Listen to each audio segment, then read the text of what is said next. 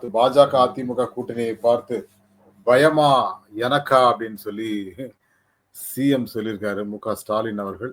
அதுக்கான காரணங்கள் என்ன அப்படின்னா, அதாவதுங்க அவங்க ஏற்கனவே அதிமுக, பாஜக 2021 கூட்டணியில இருந்தாங்க தானங்க. அவங்கள தானங்க தோற்கடிச்சு நாங்க இங்க ஆட்சியில இருக்கோம். நாங்க ஆட்சிக்கு வந்த பிறகு பல விஷயங்கள நாங்க பண்ணியிருக்கோம். நாங்க ஏங்க பயப்படணும் அவங்கள பார்த்து? அப்படி பயப்படணுங்கிற அவசியம்லாம் கிடையாது அப்படின்னு சொல்லி தைரியமாக சொல்லியிருக்கிறார் மு.க. ஸ்டாலின் அவர்கள். ஸோ அத பார்க்கும்போது ரொம்ப சந்தோஷமா இருந்தது. காரணம் என்ன அப்படின்னு கேட்டீங்கன்னா, அதாவது ஒருத்தர பார்த்து பயந்து தான் ஆட்சி பண்ணணுங்கிறது திமுக கிடையாது. 13 ஆண்டு காலம் ஆட்சியில இல்லாம எதிர்க்கட்சியாகவே செயல்பட்ட ஒரு கட்சி தான் திமுக.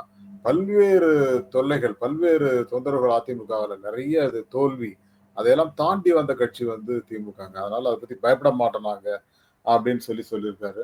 ஸோ இதுல முக்கியமான விஷயம் என்னன்னா, நீங்க நெறைய ஊழல் பண்ணிட்டாங்க. இடிலாம்